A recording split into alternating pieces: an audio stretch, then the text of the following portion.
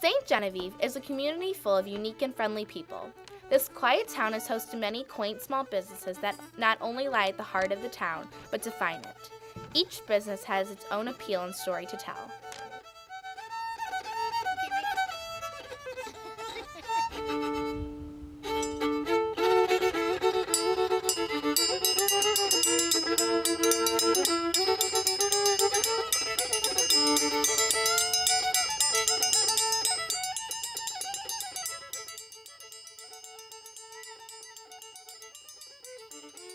Sweet Things was actually opened back in '92, and I bought it 3 years ago in June, so it's been here since 1992. During the interview, we asked Mrs. Greither what business was like for her. It's challenging. I learn something every day, but I love it because I'm a people person, and so it's been good. I'm not going to get rich doing it by any means, but I'm rich in the fact that I make lots of friends and meet interesting people and good kids like you. Mom opened a dress shop and a baby shop in 1952. It was called the Annette Shoppee, is what it was called then. That's when you couldn't buy Levi's in St. Genevieve. We put men's Levi's in a dress shop and baby shop. And so at one time, I had the largest selection of handmade quilts in the Midwest. I carried over 425 at one time. And again, I think a store is the individual. He's projecting what is in his mind and hopefully what's going to sell the best.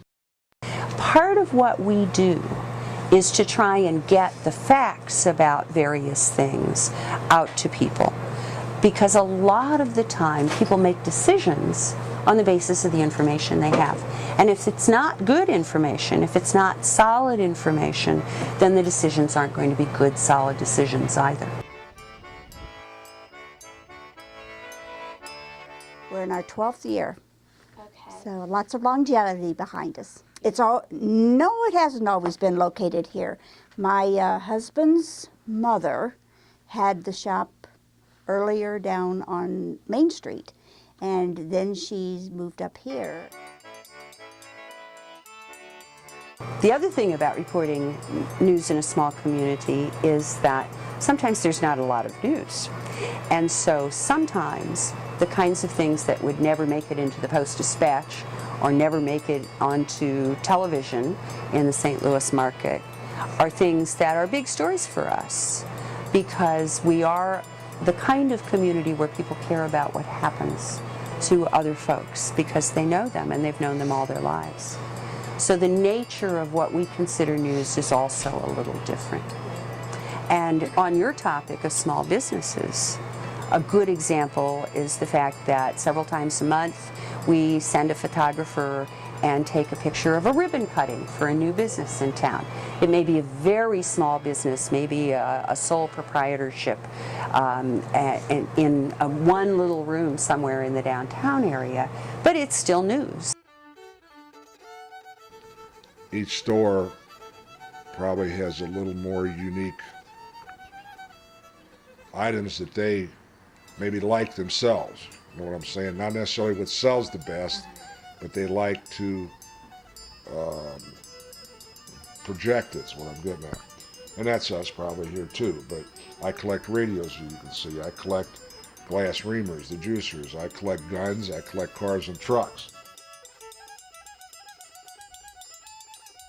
Sweet Things, a small candy shop located on Main Street, captures the very essence of the unique, close-knit feeling that many small towns like St. Genevieve possess.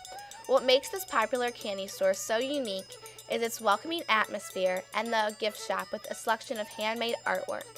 And although it is not one of the oldest shops in St. Genevieve, it still carries the rich history associated with this quaint town that you could not find in the metropolitan area, and maybe not anywhere else.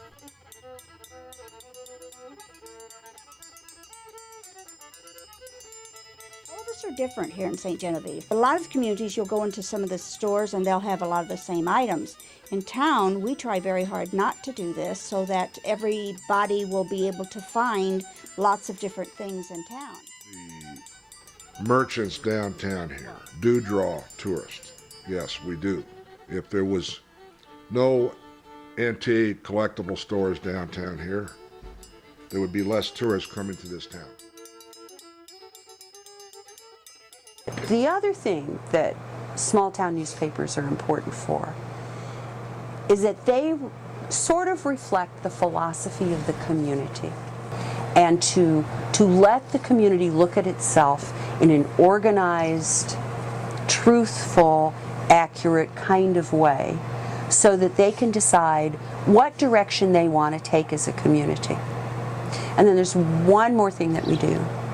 In a small town, I think a newspaper has to be a place where ideas and activities are generated. And the Herald, over the past 20 years, has been very involved in getting things started.